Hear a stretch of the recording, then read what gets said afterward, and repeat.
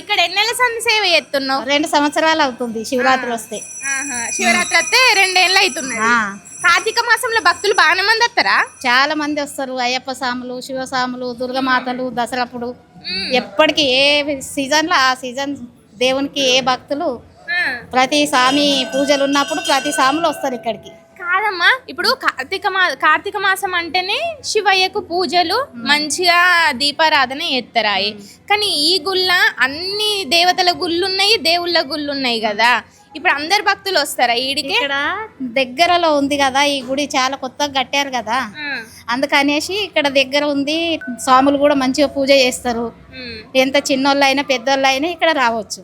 నాకు ఒకటి ఇక్కడ ఈ గుడికి రాగానే అర్థమైంది ఏంటంటే పబ్లిక్, మనకు కార్తీక మాసం అంటే శివయ్యకు ఒక్కనికే పూజలు కాదు, అన్ని దేవత మూర్తులకు కూడా పూజలు చేస్తారు, దీపారాధన చేస్తారని. ప్రతి ఒక్క భక్తులు రావచ్చు, ప్రతి ఒక్క దేవునికి మొక్కొచ్చు ఇక్కడ. ఇందాకేదో పాట పాడుతా అన్నావు కదా, పాడరాదు మరి?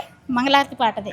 పాడిగా. ఓం మంగళం ఓంకార మంగళం, ఓం నమ శివాయ మంగళం, ఓం మంగళం ఓంకార మంగళం, ఓం నమ శివాయ మంగళం, నా మంగళం నకార మంగళం, నాదబిందు కళాతీత ఈశ మంగళం, జగదీశ మంగళం, ఓం మంగళం ఓంకార మంగళం, ఓం నమ శివాయ మంగళం, శ్రీమంగళం శిఖారమంగళం, సిద్ధి బుద్ధి గురువే తానే, ఓం మంగళం, ఓం మంగళం ఓంకార మంగళం, ఓం నమ శివాయ మంగళం, వామంగళం వకార మంగళం,